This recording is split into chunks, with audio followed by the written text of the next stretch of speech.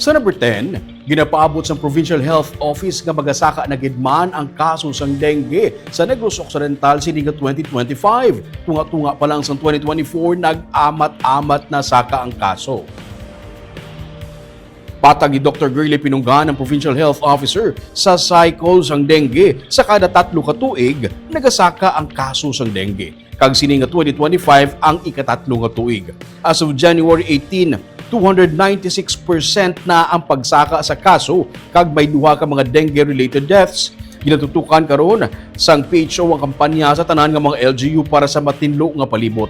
Ang bago gani sa iya nga may pinakamadamo nga kaso sang dengue ang naglunsad na sang Clean and Green Program. Hindi man dapat magkumpiyansa suno sa kay Pinunggan.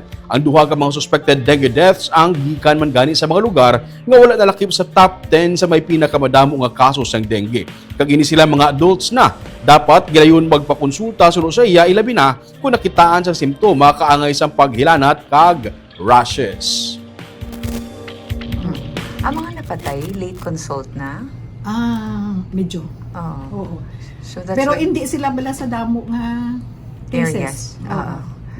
Nagkumpiyansa daw mo na. So dapat Daw mo na. mapacheck So sila yun. tanan-tanan gidya namon insidin ko gani hindi lang ang top 10 ta nga areas nga daw damo cases but all over gidya sa province gidya nga aton nga campaign no kay ti ang deaths gani naton wala sa damo nga cases. So seek early consult kung may ginabat siya. Especially fever, rashes,